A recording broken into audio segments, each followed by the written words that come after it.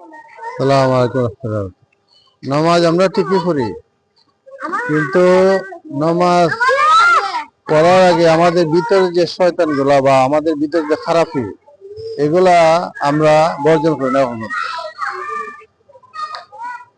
কিভাবে মানুষের সম্পত্তি দখল করতাম, খারে মারতাম, খার সম্পত্তি দখল করতাম, জিনিসের মধ্যে কিভাবে আমরা পয়জন মিশাইতাম, বিষাক্ত জিনিস বিক্রি করতাম, জিনিস মিশাই বিক্রি করতাম, 10 নম্বর খারাপ জিনিসটা 1 নম্বর করে বিক্রি করতাম আমরা।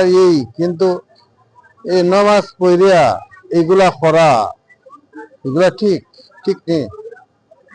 আমি তো মনে করি এগুলা যারা করে এরা রক্ত প্রতিটা কণায় কণায় দূষিত রক্ত, এগুলা আল্লাহ মাফ করতো না। আল্লাহ এগুলা মাফ করতে না, বুঝছেন? আপনারা যারা নামাজ পড়বেন এগুলা বাদ দিবেন আল্লাহর রাস্তে। মানুষের অনিষ্টি করবেন না, মানুষের ক্ষতি করিয়া নামাজ পড়িয়া লাভ হবে না, বুঝছেন? এগুলা বলা না, এরপরে বলতেছে নামাজ পড়বেন পবিত্রতা, ভিতরে পবিত্রতা থাকা। আপনার ফাড়া গেঞ্জি যদি ফাড়া লঙ্গি হয়, তো যদি ভিতরের যে পবিত্রতা যদি আপনি ভালো রাখেন তো আল্লাহ কবুল করবে।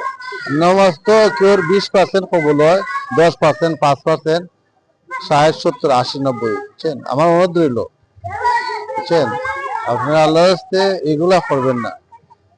এগুলা কইরা নামাজ তো পবিত্র আল্লাহর ঘর, এগুলা বাদ দিয়ে আল্লাহর বাদ দিবেন দয়া করে। আসসালামু আলাইকুম।